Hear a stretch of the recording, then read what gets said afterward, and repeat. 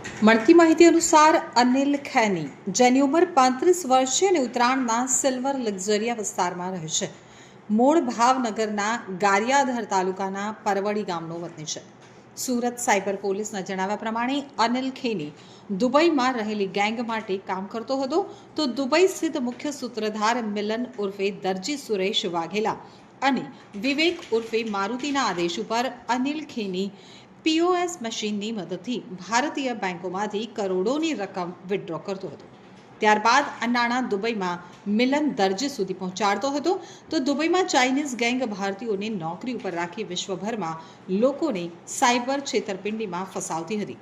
તેમાંથી ઉઘરાવેલા નાણાં ભારતીય એકાઉન્ટમાં જમા થતા અને પછી દુબઈ મોકલાતા. 7 મહિના પહેલા સુરત સાયબર સેલે મોટા વરાછા અને સરથાણા વિસ્તારમાં આવેલી સ્વાધ્યાય કોમ્પ્લેક્સની ઓફિસોમાં દરોડા પાડી અને આંતરરાષ્ટ્રીય રેકેટનો પર્દાફાશ કર્યો હતો. તપાસમાં બહાર આવ્યું કે સુરતના મિલન દરજી અને વિવેક મારુતિ જ આ સમગ્ર રેકેટના કરતા હર્તા છે.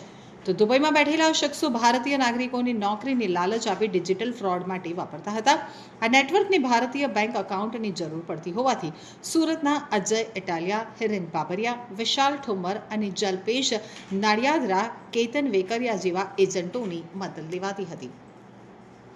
પોલીસના જણાવ્યા અનુસાર સુરત, નવસારી અને ભાવનગરમાં કાજલ રચી લોકો પાસેથી 10 થી 15,000 રૂપિયાની લાલચ આપી તેમના બેંક એકાઉન્ટો મેળવી લેવાતા હતા. મિલન દરજીના સંચાલન હેઠળ ચાલતા એજન્ટો વચ્ચે આ કમિશનના વ્યવહાર થઈ જતા અને પછી એકાઉન્ટ દુબઈ ગેંગના હવાલે થઈ જતા. તો અત્યાર સુધીમાં સમગ્ર કેસમાં સાયબર સેલે કુલ 10 શખ્સની ધરપકડ કરી છે, જેમાં 9 યુવકો તામિલનાડુના છે. અનિલ ખેનીની ધરપકડ પછી પોલીસે આશા વ્યક્ત કરી છે કે હવે મળેલી માહિતી ઉપરથી દુબઈમાં બેઠેલા મુખ્ય સૂત્રધાર મિલન દરજી સહિત અન્ય વોન્ટેડ આરોપીઓ સુધી પહોંચવામાં સફળતા મળશે.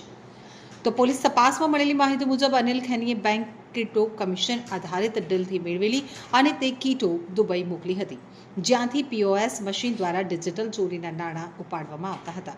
ગુનાના ગંભીર પ્રકૃતિને ધ્યાનમાં રાખી અને હવે વધુ રાજ્યોમાં પણ તપાસને વિસ્તારવામાં આવશે.